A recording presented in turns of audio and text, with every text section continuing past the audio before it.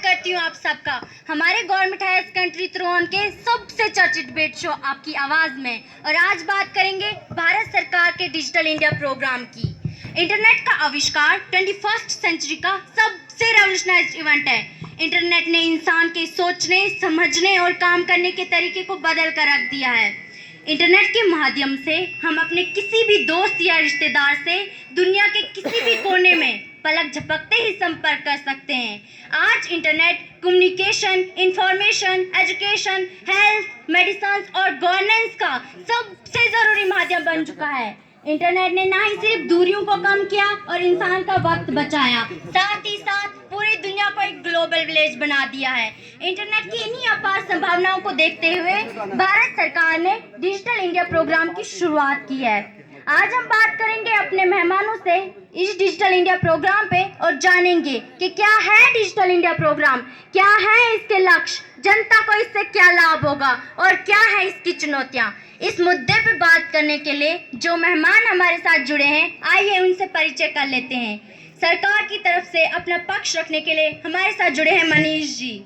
विपक्ष की तरफ से हमारे साथ जुड़े हैं उमर जी। भदवा यूनिवर्सिटी की जानी मानी इंफॉर्मेशन एंड टेक्नोलॉजी प्रोफेसर हमारे साथ जुड़ी है नादिया जी। और साइबर सिक्योरिटी पे रोशनी डालने के लिए हमारे साथ जुड़ी है काजल जी। स्वागत है आप सबका हमारे इस शो में। मनीष जी, मेरा पहला प्रश्न आपसे है। मनीष जी, क्या है डिजिटल इंडिया प्रोग्राम और जनता को इससे क्या लाभ होगा?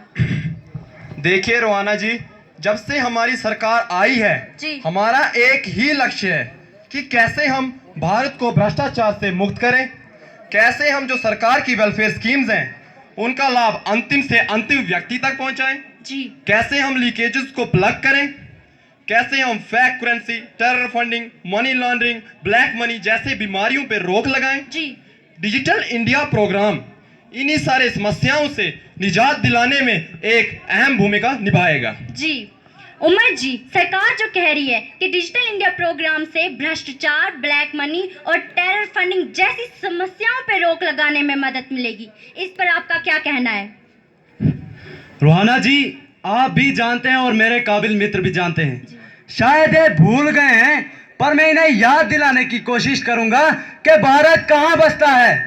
70% आबादी भारत की जो है वो गांव में है और आज भी गांव में बहुत सारे लोग शिक्षा के अधिकार से दूर हैं। रोहाना जी, गरीबी, भूखमरी और बेरोजगारी से तरसते हैं। रोहाना जी, गांव में आज भी बहुत सारे लोगों को पीने के लिए साफ पानी नहीं है। रोहाना जी, बिजली नहीं है, पक्की सड़कें नहीं है, स्वास्थ्य की सुविधा से दूर है। मुझे लगता है सरकार को डिजिटल इंडिया का सपना दिखाने से पहले इन सब बुनियादी जरूरतों को पूरा करना चाहिए। मनीष जी, आप कुछ कहना चाह रहे हैं? रोहाना जी, मैं आपके माध्यम से अपने काबिल मित्र को बताना चाहता हूँ कि कैसे डिजिटल इंडिया से लोगों की जिंदगी बदल रही है जी। रोहाना जी, सरकार की जितनी भी वेलफेयर स्कीम्स है ना, उनका लाभ, उनका फायदा सीधे डिजिटल माध्यम से लोगों के बैंक खाते में पहुंच रहा है।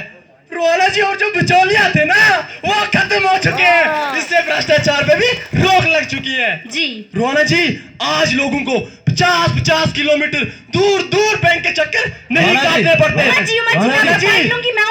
रोहाना जी, शायद मेरे काबिल मित्र को भूल गए कि आज डिजिटल माध्यम से वो घर बैठे ही अपने फोन से बिजली का बिल भर रहे हैं।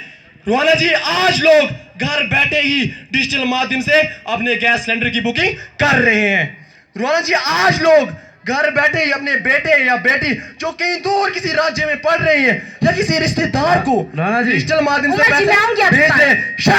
शायद मेरे काबिल मित्र को नजर नहीं आता कि आज हमने उनके फोन का ही उनका बैंक बना के रोहाना जी, आप कुछ कहना चाहते थे? रोहाना जी, मैं मानता हूं कि डिजिटल इंडिया से काफी फायदे होंगे, पर रोहाना जी ये फायदे तब होंगे जब मेरे गांव के लोगों के पास डिजिटल इंडिया होगा, जब उनके पास बैंक सुविधा होगी, जब उनके पास मोबाइल होगा, इंटरनेट कनेक्टिविटी होगी और सबसे बड़ी बात डिजिटल लिटरेसी होगी, यानी कि डिजिटल प्लेटफॉर्म को कैसे इस्तेमाल किया जाता है।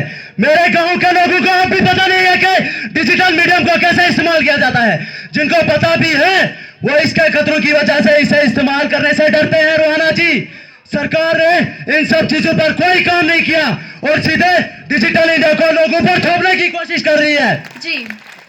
नादिया जी, आपने दोनों पक्षों को सुना, सरकार को भी और विपक्ष को भी। दोनों के अपने अपने तर्क हैं। मैं फॉर्मेशन एंड टेक्नोलॉजी प्रोफेसर आपसे जानना चाहती हूँ कि क्या आज का भारत डिजिटल इंडिया के लिए तैयार है? रूहाना जी, सबसे पहले तो मैं ये कहना चाहूँगी कि सरकार का ये जो कदम है बहुत ही साहसिक कदम है और हमें इसका स्वागत करना चाहिए। जी रूहाना जी, इसमें कोई दौराई नहीं है कि इस प्रोग्राम से भ्रष्टाचार, ब्लैक मनी, टेरर फंडिंग जैसे समस्याओं पर रोक लगाने में मदद मिलेगी। लेकिन ये भी एक हकीकत है कि हमारा आज का भारत, खास करके रूरल इंडिया, इसके लिए पूरी तरह से तैयार नहीं है, क्योंकि रूरल इंडिया में आज भी बहुत सारे लोग शिक्षा के अधिकार से दूर हैं।